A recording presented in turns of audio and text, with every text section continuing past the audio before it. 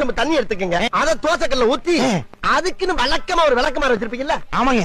வரட்டு வரட்டு வரட்டுன்னு ஒரு 4 இழுப்பு இழுத்து ஒரு கிண்ண நிறைய மாவு எடுத்து பெரிய ரவுண்டாவும் இல்லாம சின்ன ரவுண்டாவும் இல்லாம பொதுவா ஒரு ரவுண்ட ஊத்தி 4-5 வெங்காயத்தை போட்டு அள்ளி பொடி பொடி பொடியா நறுக்கி அப்படியே மேலாப்ல பரபரன்னு தூவி விட்டு சரிங்க.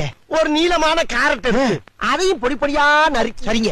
அப்படியே மேலாப்ல பரபரப்பா தூவி விட்டு 16 கரண்டி நெய் எடுத்து சரிங்க. அதுல 6 கரண்டி நெய்ய உள் சைடு அப்படியே லேசா விளாவி விட்டு சரிங்க. 10 கரண்டி நெய்ய தோசைக்கு வெளி சைடு அப்படியே மேலாப்ல விளாவி விட்டு சரிங்க. இட்லி பொடி இருக்கு பாத்தீங்களா, அத அப்படியே அள்ளி மலை சாரல் மாதிரி அதை மேலாப்ல பரபரன்னு அப்படியே பேய விட்டு சரிங்க. பொத்துனாப்ல அப்படி ஒரு பரட்டு இப்படி ஒரு பரட்டு அப்படி பரட்டி விட்டு அப்படியே ரெட்டி கலர்ல முருக விட்டு அழகா மடிச்சு கமன்னு ஒரு ஊத்தப்பத்தை எடுத்துட்டு வாங்க. சரிங்க. அண்ணனுக்கு ஒரு ஊத்தப்ப